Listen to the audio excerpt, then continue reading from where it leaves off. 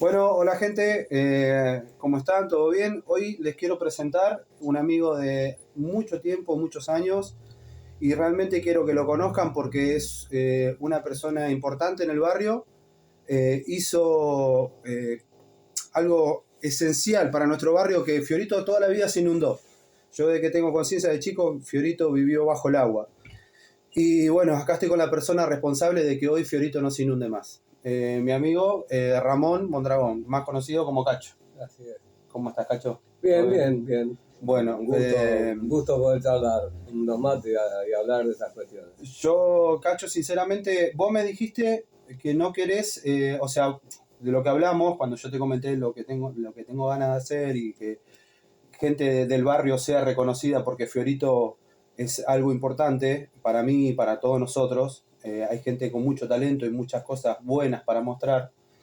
Vos me dijiste en tu pelea, que ahora lo vamos a hablar, en la causa, a vos no te interesa el premio, o sea, vos vas por la causa directamente y una vez que el proyecto se hizo, chao, listo, no te importa el reconocimiento. Bueno, eso habla mucho de vos, que realmente te interesa que esto se haga, que sea por el bien, pero sinceramente yo creo que te lo mereces.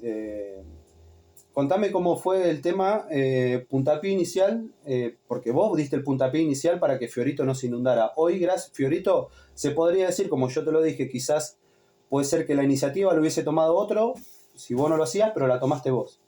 Contame cómo fue eso. Bueno, yo vivo en Fiorito desde el año 57. En agosto del 57 llegamos acá. Yo nací en Neuquén, en Villa Pegüeña, y a los pocos años me vine acá.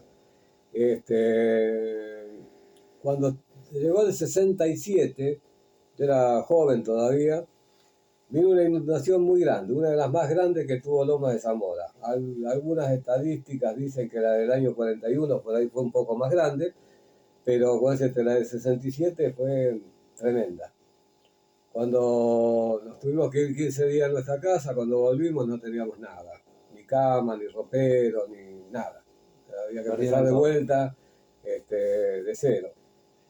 Entonces empecé a preguntarme por qué nos había pasado y cuándo nos iba a volver a pasar. Si Claro, si esto iba a ser toda la vida así. Exacto. Entonces, empecé a estudiar, empecé a acercarme a lugares, no teníamos la facilidad de las redes sociales Claro, como no, ahora. hoy, en esa época no agarrabas el celular y googleabas como ahora, ¿no? No. Tenías que ir a una biblioteca, moverte, preguntar. Sí, precisamente me fui a una biblioteca que está en la iglesia que se encuentra en Vieites y Tucumán. Ahí había una bibliotecaria muy accesible, me fue indicando qué libros podía llegar a tomar, qué libros Vos podía leer. fuiste a la biblioteca con el interés de asesorarte con el tema inundación, exacto, tema principal, claro, a ver qué se podía hacer. Claro, porque esa gran inundación pasó porque se dieron tres factores muy importantes. Nosotros últimamente, hace unos años, vimos La tormenta perfecta con George Clooney. Un grupo de pescadores que salían a alta mar a pescar y de repente se dan tres condiciones meteorológicas que siempre se daban por separado y causaban alguna problemática, pero no tan grave como cuando se juntaban las tres juntas, claro, las tres en el momento. Bueno, esa tormenta perfecta fue en el 67. O sea, en el río Matanza Riachuelo, acá que tenemos cerquita, cuando empieza a juntar mucha agua, desde Seiza hasta General Las Heras, esa cantidad de agua viene para acá, baja acá. Entonces, en aquel momento se dio una gran lluvia, una enorme lluvia en esa cuenca.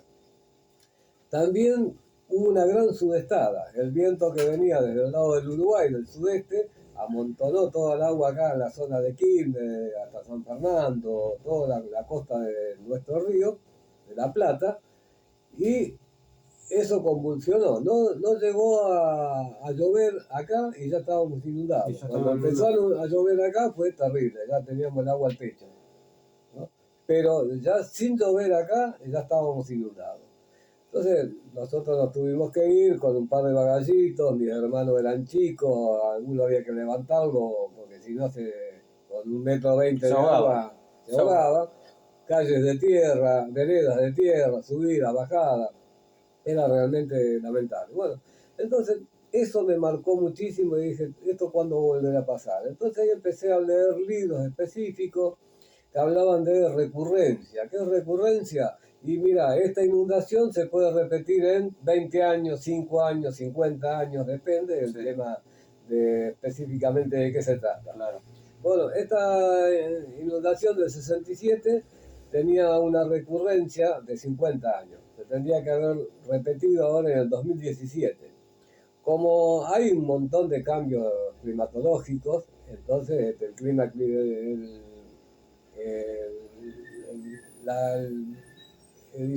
que es la niña, lo que es el niño, estas corrientes nuevas que se dan, han cambiado. Hay un cambio climático que ha variado, entonces puede llegar a tener 80 años, dicen ahora.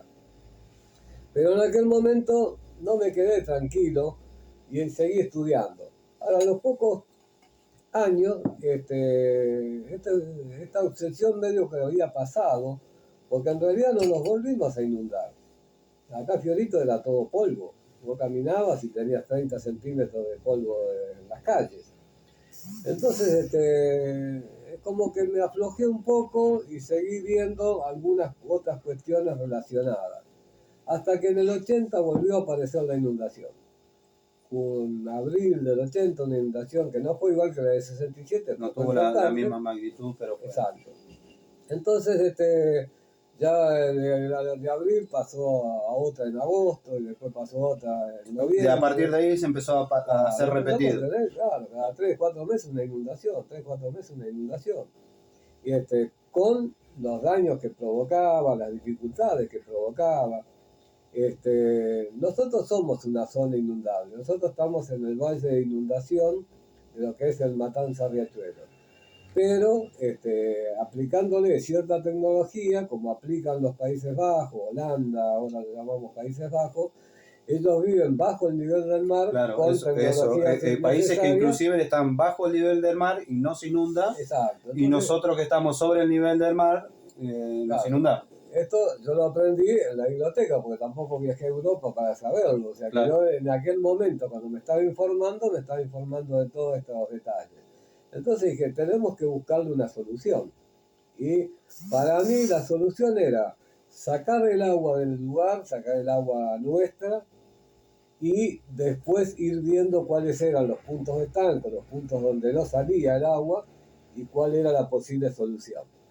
Entonces, para sacar el agua, como los holandeses usan un sistema de bombeo, yo planteé hacer un sistema de bombeo en la punta del arroyo Unamuno y de esa manera sacar el agua. El arroyo Unamuno, todos recordarán, hace 30 años atrás, era un zanjón hediondo, lleno de basura. Sí, me acuerdo. Yo, no tenía hasta no hace mucho, yo tengo 35 años y yo me acuerdo, bueno, recuerdo ser chico y verlo. Exacto. Verlo lleno de basura. Entonces, eso pasaba porque como somos una zona muy plana, muy baja, el agua no tenía suficiente fuerza para arrastrar. Entonces, si poníamos una estación de bombeo con un espejo de agua y continuamente el agua estuviera corriendo, entonces el arroyo mismo se iba a ir limpiando y se iba a ir profundizando. Esa fue un poco la idea, hacer un canal o un conducto por la calle Plumerillo y luego hacer otro por la calle Conesa. Y cortar el agua que nos manda la loma del cementerio en la calle Barcelona, porque nosotros nos paramos en cualquier punto, desde el cementerio de los israelitas para acá, y miramos, vemos que Rodríguez está allá arriba. Claro. ¿No? Entonces, toda esa agua naturalmente venía para acá. Aún cuando no hubiera desagüe, venía por el asfalto. En aquellos momentos, el asfalto llegaba hasta el cementerio de los israelitas, hasta la calle Amsterdam, y de ahí para acá era todo tierra. Entonces, la idea era con un canal que corte sobre Barcelona y dos conductos sobre Plumerillo y sobre Conesa, llevar el agua hacia el riachuelo y mejorar el drenaje de lo que es el arroyo Unamuno a través de una estación de bombeo. Entonces en el año 82 armamos una comisión de inundados. Discúlpame que te interrumpa. Yo te dije, quiero destacar lo que vos hiciste, vos te tomaste el trabajo, me habías dicho, de hacer un plano, vos Exacto. a mano, alzada, Ujú. así, una cartulina, Sí, en donde hiciste todo como un plano hídrico, vos sin ser ingeniero de nada. de nada, o sea, armaste un plano hídrico Ujú, sin ser ingeniero de nada, en una cartulina a mano alzada, ujú. y me dijiste que a partir de ahí empezó tu lucha a frecuentar distintos lugares, ir para acá, tocar para allá. Después formaste un equipo de trabajo. Claro. Pero ese rollito que lo abrías y lo cerrabas y lo abrías y lo cerrabas para mostrarlo, se te fue como desgastando inclusive Sí, sí, de todo el tiempo que pasó. cambiando de color, pues ya no era una cartulina blanca. Nosotros en la capilla Virgen de Itatí hicimos un grupo de vecinos que me escuchaban, que empezaron a valorar la propuesta.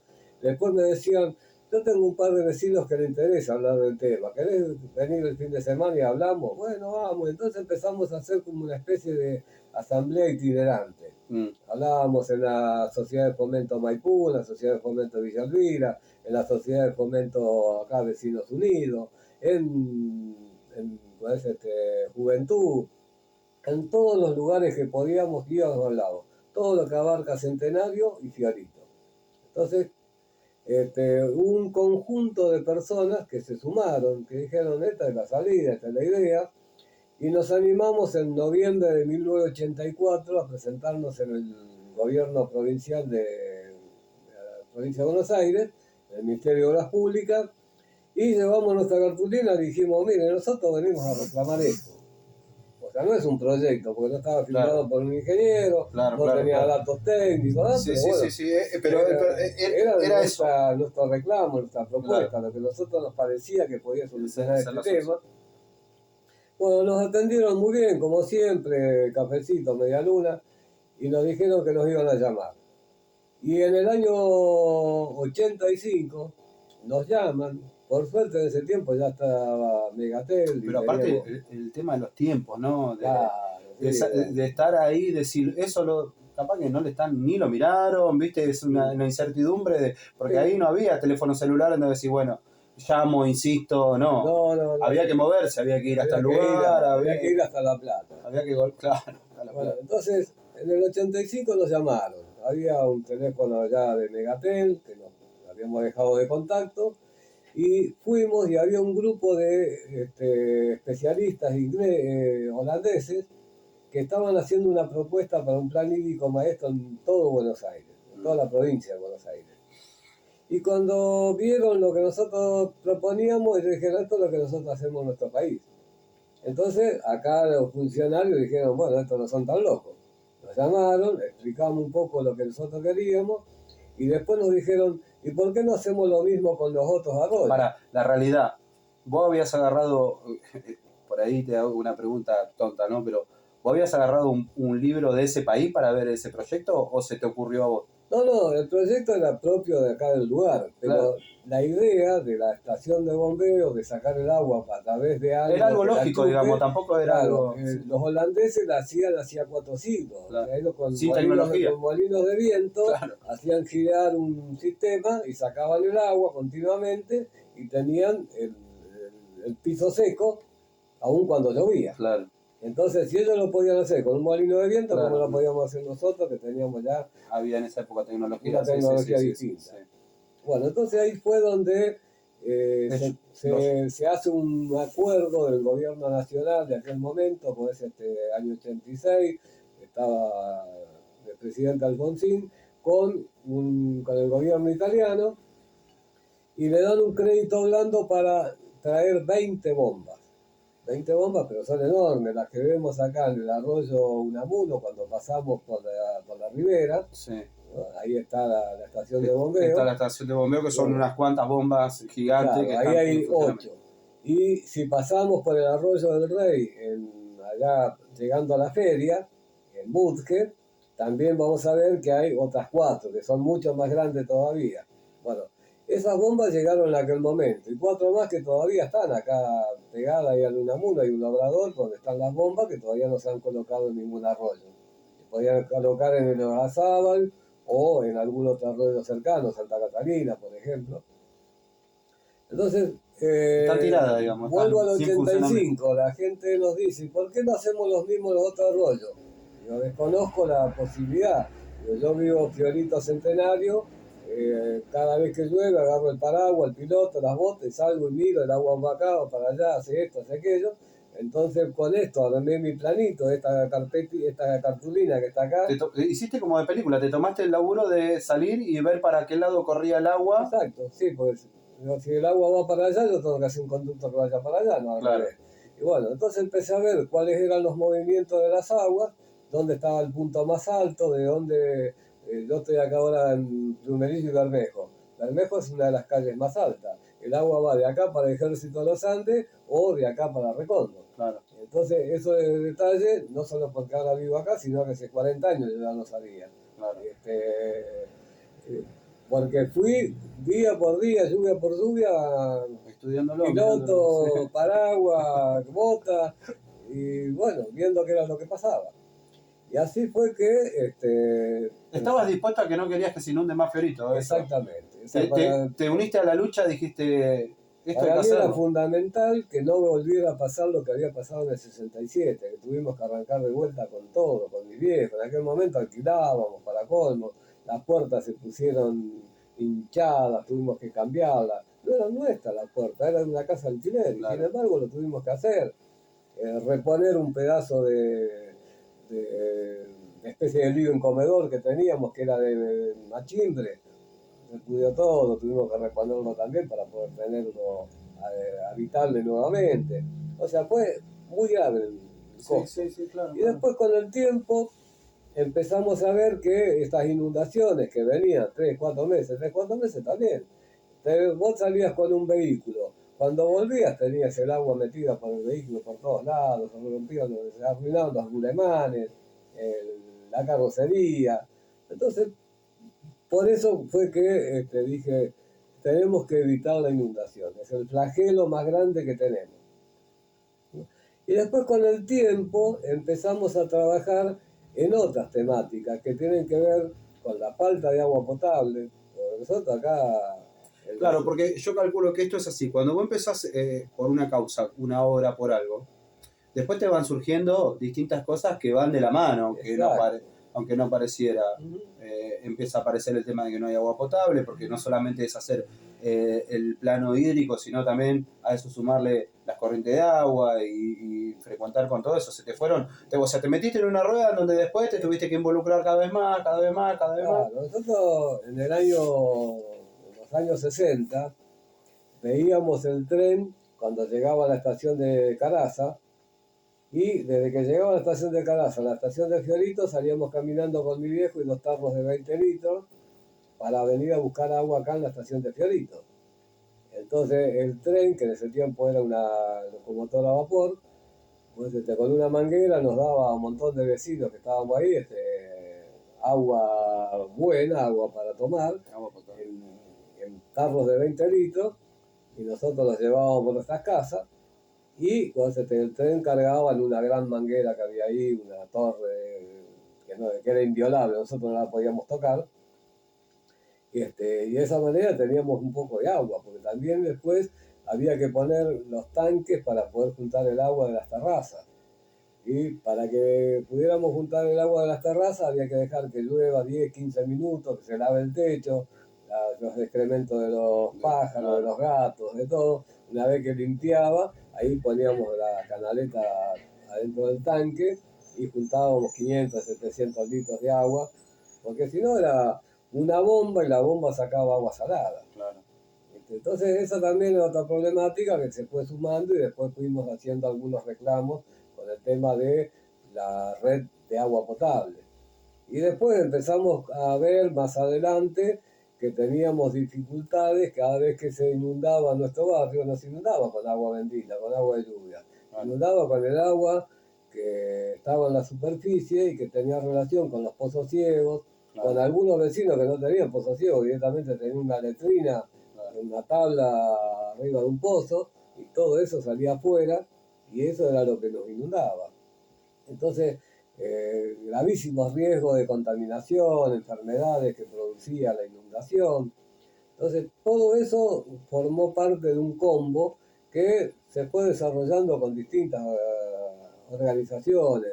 Empezamos allá en la Comisión de Inundados en Virgen de Itatí, después pasamos a Vecinos Solidarios, acá un centro cultural donde el doctor Campoy estaba como presidente y ahí pudimos desarrollar un poco unas propuestas para el barrio con muchos vecinos. Y después me fui acercando a otros lugares y terminé en el Foro Hídrico. El Foro Hídrico fue la organización madre de toda esta problemática hídrica de Lomas de Zamora. No solamente solucionamos el problema de Fiorito, sino básicamente de todo Cuartel Noveno. El Cuartel Noveno es desde Camino Negro, allá en Parque Barón, para acá, o sea, Villa Independencia, Santa Marta, todo lo que es el Olimpo, Albertina, Bunge, Villa La Madrid, todo eso más Fiorito y Centenario. Entonces, ese conjunto de más de 30 kilómetros, 30,4 kilómetros cuadrados, que tiene Loma de Zamora abandonado y que, librado a su suerte, no tenía gestión, y gracias a un montón de organizaciones, Foro Hídrico como cabecera, pero muchos otros, no quisiera nombrar a nadie porque me voy a olvidar de muchos, pero vecinos de acá del barrio, fueron haciendo propuestas y se fueron encontrando en estos lugares, pudimos llevar la voz cantante a los gobiernos de turno y decirles, señores, esto es lo prioritario. Y bueno, lo colocamos en la agenda y después ellos hicieron su negocio, no hicieron negocio, lo usaron para bien, lo usaron para mal, no importa, la hora se usa. Claro. Por eso que muchas veces ni documentación tengo de los movimientos estos que hicimos, porque en realidad lo que nos interesaba era que no nos inundáramos más. Claro. Que pudiéramos tener... Es que más, ¿sabes por qué creo que eso se logró hoy? Porque ustedes tomaron esa actitud. O sea, sí, no levantamos banderías. Claro, no levantaron, fueron directamente a la causa y hasta que no lo lograron, no pararon. O sea, no les interesó el premio, como me dijiste. No, el último director de hidráulica de la provincia tenía 30 años en el área. Nos conocían antes de haber llegado a ser director, de vernos aparecer ahí, siempre éramos más o menos los mismos. Y después él estuvo 18 años como director. Y siempre me decía, Cacho, me voy a ir de la función y me voy a ir con una duda. O sea, ¿cómo te llamas? Claro. Porque siempre fui Cacho. Siempre fuiste Cacho, todo el mundo te conoce como Cacho. No me interesó ni siquiera que supieran claro. Cómo me llamaba. Entonces, él nos decía, ustedes en Loma de Zamora y un grupo de gente en Ayacucho son los únicos 135 municipios que tiene la provincia de Buenos Aires, son los únicos que vienen y traen propuestas. Y vos habrás escuchado más de una vez que yo les digo a mis colaboradores, que eran todos ingenieros obviamente, vengan, siéntense, pero miren que esto saben, ¿eh? Y yo siempre les dije lo mismo. O sea, ustedes no son ingenieros, ustedes no son profesionales, pero ustedes saben. Y bueno, eso fue lo que nosotros hicimos como autodidactas, nos hemos preparado, hemos ido a la facultad a la cátedra de Ingeniería Hídrica de la Facultad de Buenos Aires, de la Universidad de Buenos Aires, y hemos tratado de tener ahí con la gente, es decir, esto es nuestra idea, esto es lo nuestro, ¿por qué puede ser, por qué no puede ser? Estas son las medidas que tenemos, altura, esto, el otro. Loma de Zamora se llama precisamente así por su relieve, porque tiene subidas y bajadas. Claro, ¿no? Y nosotros estamos en la parte del valle, en la parte de abajo, pero tenemos, el cementerio de Loma Zamora tiene 9 metros de altura, Banfield tiene 11, 12, Lomas tiene 15, 16, 17, Lavallol tiene 18, Temple 19, y llegamos a la loma más alta, es la de Turbera, que tiene 23. Toda esa agua, cuando de alguna manera, por la vereda, por los asfaltos, por lo que sea, va a ir a buscar la zona nuestra, que tenemos 5 metros de altura, 4 claro, metros de altura. Claro, va a venir sí o sí va a venir para acá. Sí o sí. Claro. Si nosotros no tenemos una infraestructura, obviamente que nos vamos a ahogar. Claro. Y cuando hay subestadas, muchas veces estamos mirando la televisión y vemos que el río crece en Quilmes a 3 metros, 3 metros 20, 3 metros 50. Y bueno, imagínate, nosotros acá lo tenemos 5 metros y nuestro barrio está a 3,50. Entonces nos estamos inundando por los caños. ¿Sabes? Eso fue lo que logramos con estas estaciones de bombeo, que el agua del riachuelo, que era la que nos inundaba realmente a nosotros, no el agua que caía acá, sino el agua que entraba desde el riachuelo para acá, con esta tecnología de las estaciones de bombeo, hoy lo evitamos.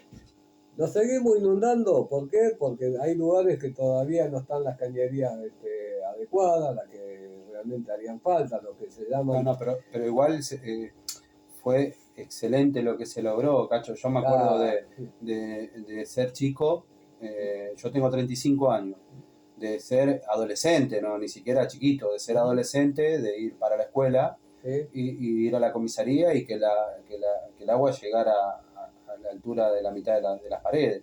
Sí, o sea, sí. Era... Bueno, muchas veces la comisaría he tenido que evacuar a los presos que normalmente hay ahí, a todo el personal, porque tenía 70, 80 centímetros de agua. Cuando uno va a la comisaría ve que tiene un par de escalones y después baja, porque la comisaría está en un lugar bajo, tiene como un dique armado ahí la comisaría.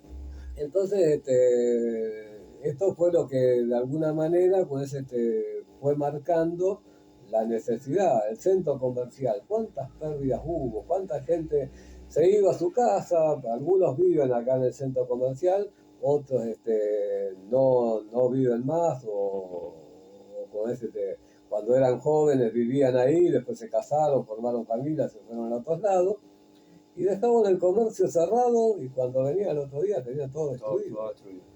O sea, porque no había pronóstico de lluvia, porque no lo tuvieron en cuenta, por una lluvia a la noche, y bueno, se inundaba todo. Y a veces nos inundamos, o nos inundábamos, sin lluvia, porque el agua entra por los conductos que van al riachuelo, por ahí entra. Eso todavía lo tenemos que solucionar. Hay muchos caños que no están con las clapetas, con las válvulas correspondientes, y todavía siguen generando problemas en algunos lugares de la zona.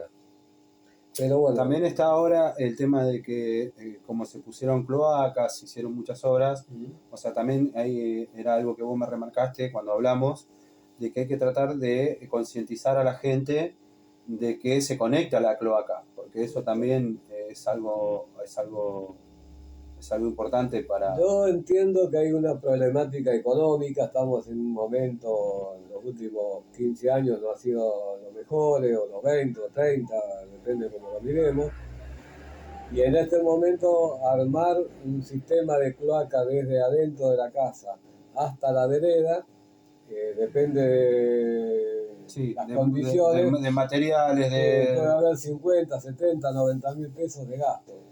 Pero lo que hay que entender, lo que el vecino tiene que entender, es que lo que el Foro Hídrico hizo en su momento fue reclamar una planta, que es la que está ahí en Fiorito, en la zona de la Ribera, que se llama Establecimiento Fiorito y AISA, que es lo que dice el cartel. Esa planta va a recibir los fluentes cloacales de toda nuestra zona, inclusive hasta de Lavallol, si se quiere, y todos los pueblos intermedios.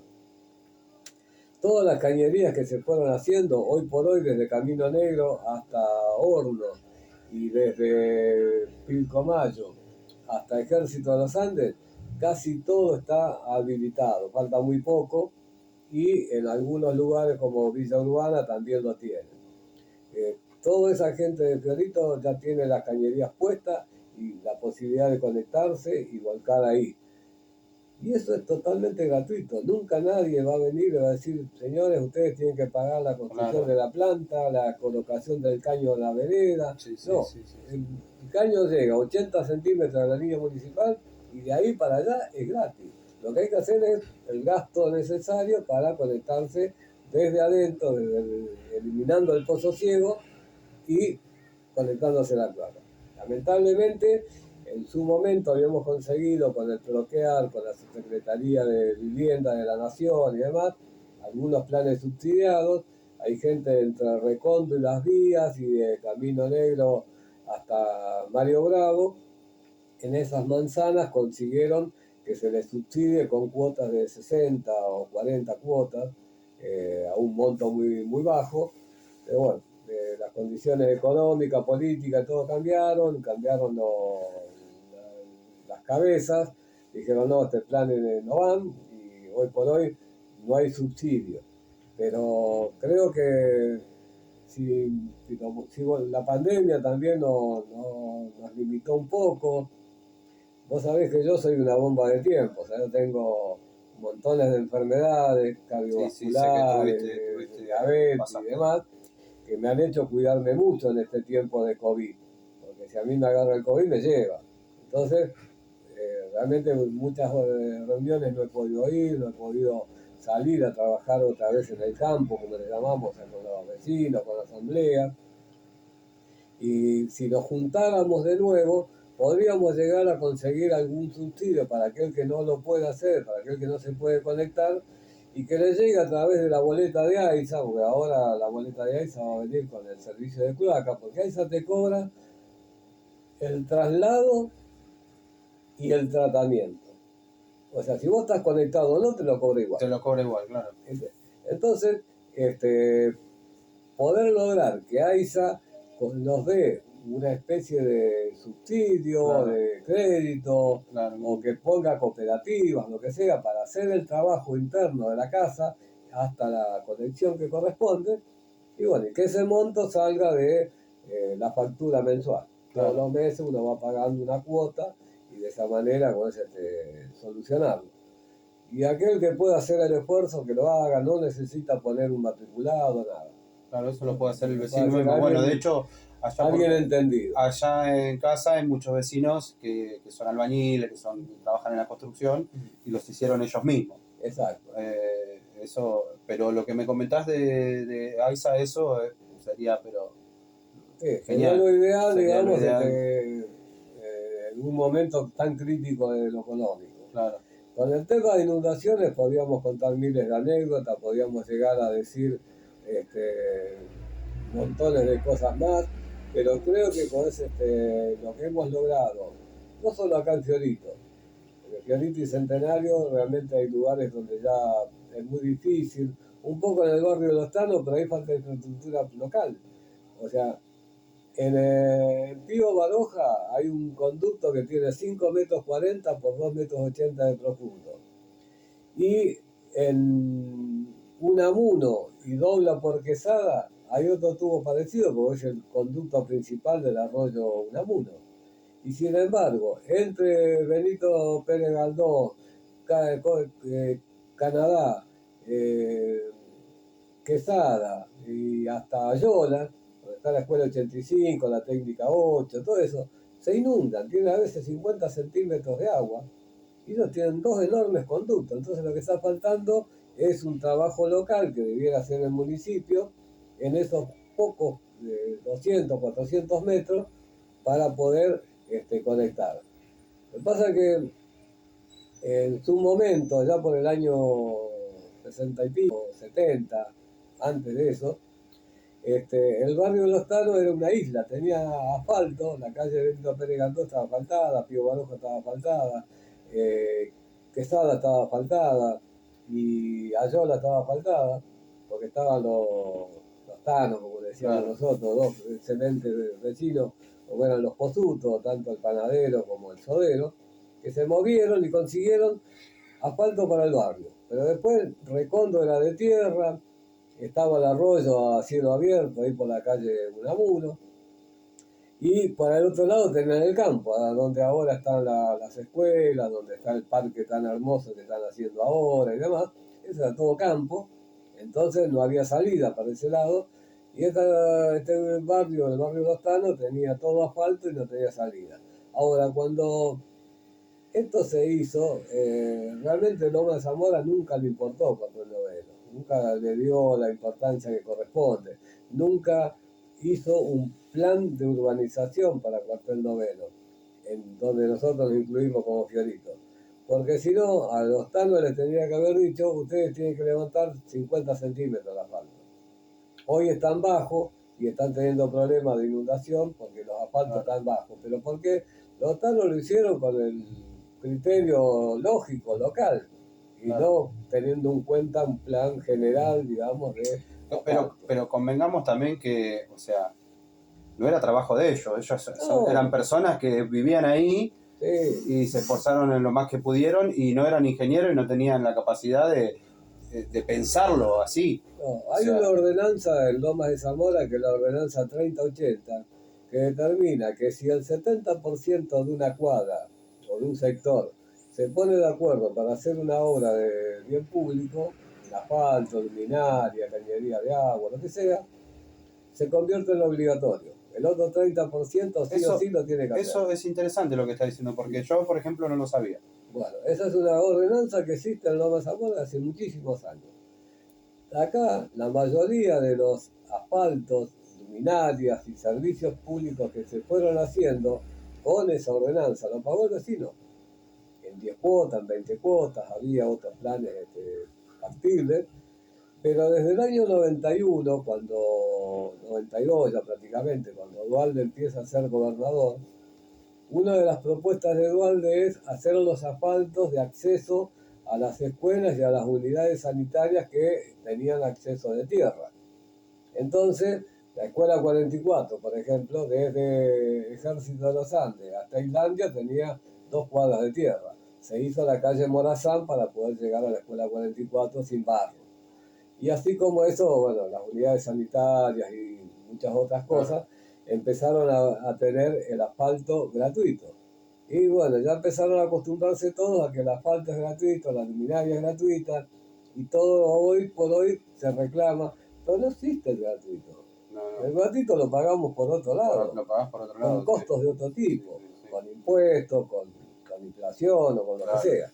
Entonces, lamentablemente ya ese aporte que hacía el vecino en su momento, con las condiciones económicas para que el vecino pudiera aportar, a través de esta ordenanza, eh, fue permitiendo avances parciales, pero el municipio tampoco se comprometía con un plan general.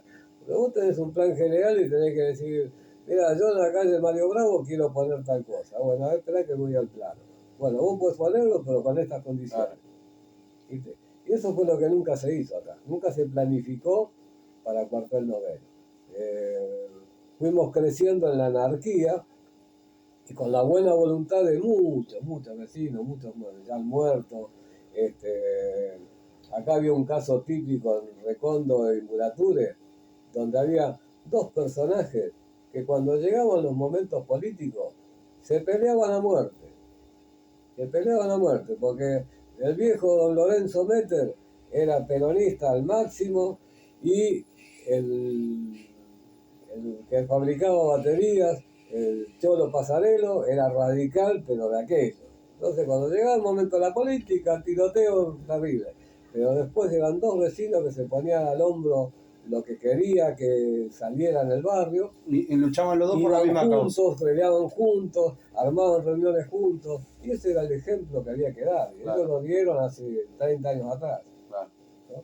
Lamentablemente los dos fallecieron sin haber visto el logro. El logro. Pero bueno, vos imaginate, yo te dije que con mi cartulina fui en el año 84 al Ministerio de Obras Públicas de la provincia y la estación de bombeo se terminó en el 2011. O sea, tuvimos una enorme cantidad Bueno, de años de eh, desidia de toda la... tenés que ponerte contento que lograste. Eso es, O sea, tu logro está. exacto, esa es la gran satisfacción. A veces te digo, no tengo ni fotos ni recortes de diario, yo sé que salí en Clarín, en Crónica, en montones de lugares. Hay programas de televisión Sí, en los yo te he cuales hemos visto. sido invitados. Yo te he visto en el diario, te he visto. Te he Claro, visto, te y he visto. sin embargo, esos recortes no los guardo, porque a mí lo fundamental es un día de lluvia salir y ver que ya no tengo que ir con las botas, con el paraguas y con el piloto, a revisar qué lugar se inunda y qué lugar no se inunda. Eso hoy te pone feliz, Claro, totalmente. por supuesto, porque hay gente, hay familias que tuvieron que empezar de vuelta 3, 4 veces, Sí, sí, sí. que se le rompían las casas, la humedad, los revestimientos, las alfombras, los pisos, las puertas, los electrodomésticos. A mí me daba vergüenza ajena, digamos, entrar a una casa y ver que tenían la heladera arriba de un par de ladrillos de cerámico, de ladrillos sapos, ladrillos huecos.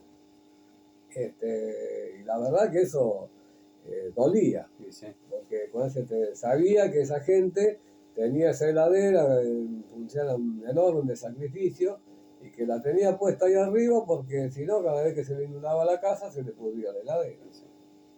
Así que Así que bueno. bueno, Cachito, es un poco yo sé que tenés miles de cosas para contarme. Vamos a seguir hablando. Yo quiero que vos me cuentes, que nos cuentes a todo el mundo las vivencias que vos tenés acá. Hay gente que no las conoce, más los pibes de mi generación, que somos la gran mayoría que estamos subidos al tema de las redes sociales y todo. Como yo te dije, nosotros vemos el crecimiento del barrio, yo lo he vivido, pero, o sea, en este caso somos amigos de la vida, nos conocemos. La vida tuvo la fortuna de poder hacerme conocerte, así que, pero cualquiera que los pibes que no conocen piensan que el progreso viene de otro lado, piensan que por ahí son los partidos políticos, piensan que son, no sé, grandes figuras, que el que sale en la tele, y no. Hay mucha gente que en realidad es del barrio la que se encarga de todo eso. Exacto. Por eso yo tenía ganas de mostrarte, de que te conozcan, hoy a través de las redes sociales, pibes de mi generación, que digan, mirá, o sea, gracias a esa persona, hoy no nos inundamos, ¿entendés? Porque es así. Como yo te lo dije, seguramente esto en algún momento se iba a solucionar porque todo evoluciona, pero tengo la fortuna de estar con vos, que fuiste el que dio el puntapié inicial a esto, y hoy estamos fioritos sin agua. Sí, yo, más que un reconocimiento personal, creo que el mejor tributo que se me puede hacer es que la gente no baje los brazos, que siga peleando por lo que hace falta, por la seguridad, por montones de cuestiones que tenemos que ver. Hay que ver que nosotros en Fiorito tenemos Ejército de los Andes hasta la Ribera. Y así, desde Camino Negro hasta Horno, solamente tenemos 3 calles. Sí. Tenemos Recondo, tenemos Varadero y un poquito más o menos, pues Pilcomayo, que en un lugar se hace contramano. Entonces nosotros tendríamos que tener todas las calles abiertas, todo el barrio comunicado. Claro. Y desde Ejército Los Andes hasta la Ribera, la única calle que lo une es Murature, La Curvita y La Razábal. Nosotros tendríamos que ver todas las calles que circulen así abiertos. Pues no puede ser que un barrio tan chiquito como Fiorito no tiene comunicación con el resto. Y donde mucha gente, lamentablemente, que no tiene vehículo, tiene que caminar 7, 8 cuadras para ir a tomar un colectivo. Porque el colectivo no se puede acercar a la casa porque las calles no existen, no están abiertas, no hay circulación como corresponde. Entonces, hay muchas cosas por hacer. Y ojalá que a muchos jóvenes, como bien decís vos, y vos tenés tu compromiso, porque vos haces esto, porque realmente te compromete con el barrio, con el mejoramiento de la calidad de vida. Entonces, ojalá que muchos escuchando esto tomen una iniciativa y se dediquen 2 horas, 3 horas por semana a juntarse con sus padres, juntarse con sus vecinos y decir, che, ¿qué podemos solucionar en el barrio? ¿Qué podemos hacer? Porque si vamos a esperar que nos venga de la parte de arriba, de los políticos, digo, yo desde el año 69 que hago cosas y cuando hice la cancha polimodal en Villa Elvira, que fue el 19 de septiembre del 69, ese dato lo tengo preciso porque fue mi primera gran obra, digamos, yo era uno de los pocos vecinos de ahí que tenía la posibilidad de ir a estudiar secundaria. Y mis amigos no sabían yo les decía, juega el handball, ¿qué es eso? En aquel tiempo no teníamos ni televisión. Claro. Y sí, estaba jugando al básquet, sí, eso más o menos. ¿Viste? Entonces, yo traje la cancha de fútbol, que era la que se usaba habitualmente ahí, pero le agregamos vóley, handball y básquet. Entonces, con la primera canchita polimodal que tuvimos acá en la zona estaba en Villa Elvira. En aquel tiempo estaba Oscar de Botita como presidente, que después fue desaparecido por la dictadura, y él me permitió hacer ese elementos y me proveyó, fue consiguiendo los elementos, la pintura, todo lo que era necesario para eso. Digamos que tu vida, tu niñez, todo fue vinculado siempre. Te tocó vivir en una etapa en Fiorito en donde te tocó pelear por el crecimiento del barrio. Exacto, Y lo fuiste logrando porque fuiste tu proyecto. Por suerte sí, y creo que la actitud fue anteponer la lucha, la causa a cualquier otra interés, cuestión, a cualquier otro interés. ¿no? Y el hecho de no tener ahora un elemento de decir, este soy yo, esto lo hice yo, esto lo tengo acá porque le saqué tal foto, tal otra, para mí es importante. Yo hoy me encuentro con Monseñor Lugones, que es el capo de la iglesia acá en la zona y todo. Él me dice, Cacho, ¿cómo andás? ¿Qué tal? ¿Viste? Y no sabe ni siquiera mi apellido, ni mi nombre, ni nada. Simplemente soy Cacho. O sea, sos Cacho. ¿Viste? Hemos estado con el premio Nobel, Pérez Esquivel, con el Monseñor Lugones, hasta el mismo Martín Izarralde, cada vez que me encuentra, ¿qué hace? Cacho, ¿cómo andás? ¿Viste? Y no sabe, capaz que no sabe mi apellido. Claro. O sea que eso es un poco lo que yo creo que debemos hacer, rescatar la objetividad, la sinceridad.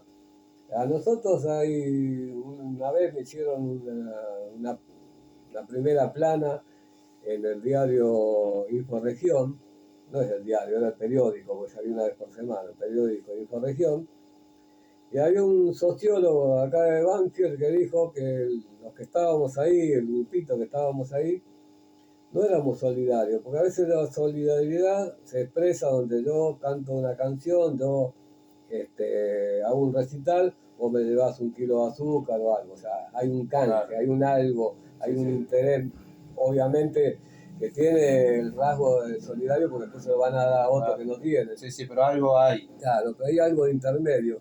Y nosotros no lo hacíamos con ese sentido, sino que éramos altruistas, porque no pedíamos nada a cambio. Ni puestos políticos, ni rentas, ni mejoras. Nunca pedimos la solución para nuestros problemas, para nuestra esquina, para nuestra cuadra. Sino que siempre pedimos una solución integral para el barrio.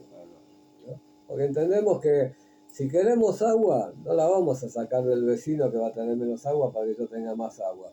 Tenemos que traer un conducto de agua que alimente nuestra zona, como hicimos el que viene de allá del Jumbo de Escalada, de Lugano, un caño que atraviesa, que pasa por el riachuelo, viene todo por la Razábal y por Nécol, y que alimenta nuestra cañería. Entonces hoy por hoy en Fiorito tenemos una mejor presión de agua porque conseguimos agua de capital para acá.